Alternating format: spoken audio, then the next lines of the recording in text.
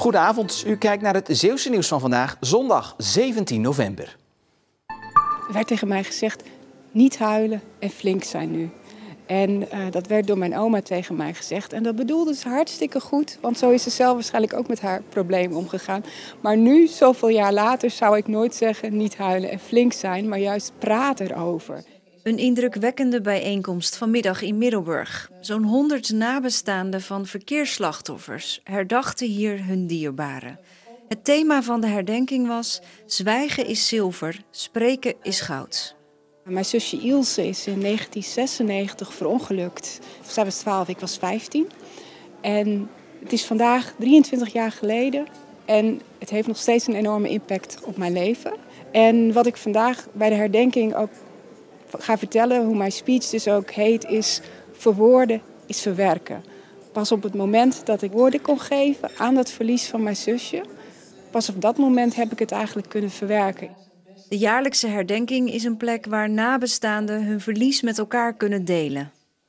In het dagelijks leven praat je niet elke dag meer over het verlies of over het drama wat je is overkomen. En dat betekent zwijgen. Met een glimlach zeg ik vaak in het gezicht, een traan in het hart. Zo gaan slachtoffers door het leven.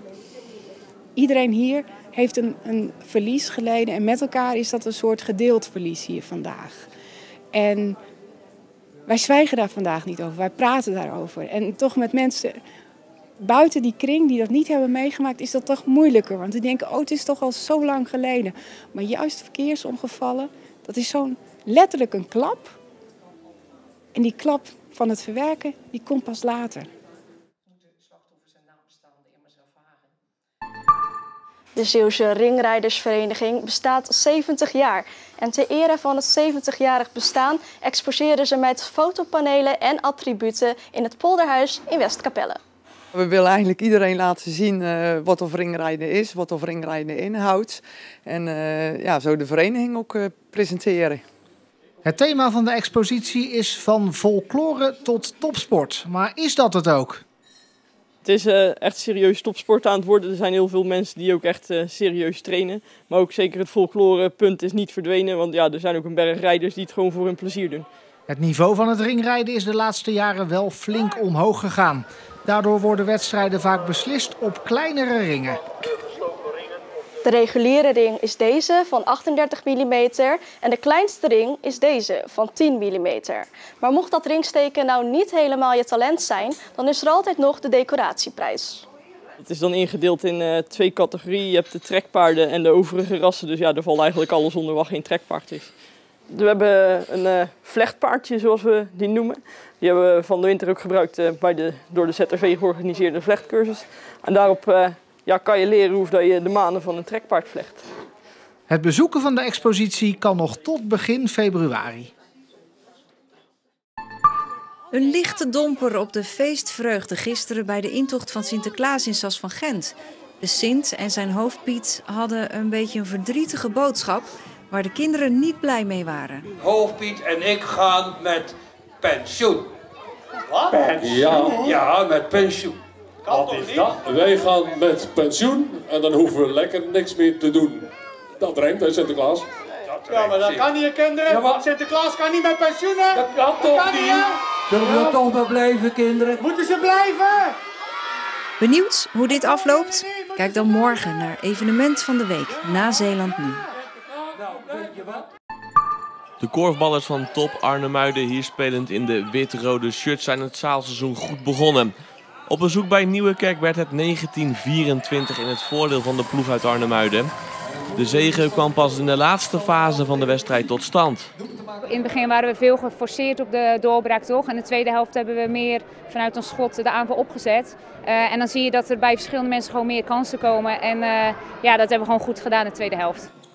De thuisploeg Nieuwekerk deed het in de eerste helft goed tegen Top. Beide ploegen gingen gelijk op, maar Nieuwekerk pakte het initiatief door steeds een kleine voorsprong te behouden.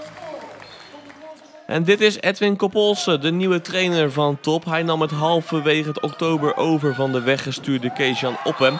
En Kopolse ziet dat zijn ploeg in de laatste 10 minuten van de wedstrijd naar zich toe trekt. Dit is een prima treffer van invaller Sander Kloet. En Top wil dit seizoen gaan voor het linkerrijtje en van daaruit kijken of promotie naar de Korfbal League mogelijk is. En dan is het zaak om goed te beginnen aan het seizoen. De eindstand is hier in de maak. Uiteindelijk komt de bal bij Anita de Ridder en zij zorgt voor de 19-24. Een goed begin dus voor Top in de hoofdklasse. Kijk, als we de komende wedstrijden ook positief kunnen afronden, ja, dan vind ik ook gewoon dat we voor het linker rijtje moeten gaan. Maar eerst van week tot week. Tijdens de intocht van Sinterklaas en zijn Zwarte Pieten was het vandaag prachtig weer in Zeeland met flink wat zon. Wel een waterig zonnetje vanmiddag, want de sluierbewolking nam toe. En we zien ook dat de bewolking nog wat verder gaat toenemen vanavond. En dan kan het vannacht ook gaan regenen. De temperatuur ligt dan tussen de 4 en de 7 graden. De noordenwind gaat al wat aantrekken. En morgen belooft een natte dag te worden, een kletsnatte dag. Er kan wel 20 mm vallen, misschien plaatselijk nog wel wat meer. En daarbij gaan we de zon niet zien. Toch komt er met een stevige noordenwind wel wat zachtere lucht het land binnen. Want morgen halen we zo'n 9 of 10 graden, terwijl het vandaag 8 graden was. De wind die gaat aan de kust nog eventjes flink aantrekken en wordt misschien wel hard, windkracht 7 aan zee. De dagen daarna trekt de regen weg en komt de zon weer tevoorschijn. Misschien op dinsdag nog een buitje, maar woensdag en donderdag blijft het droog. En de temperatuur gaat omhoog naar een graad of 9 op de donderdag. En tot zover. En als u blijft zitten en kijken uiteraard, dan wordt u straks bijgepraat door de collega's van de sport over het afgelopen sportweekend in Omroep Zeeland Sport. En voor nu een fijne avond.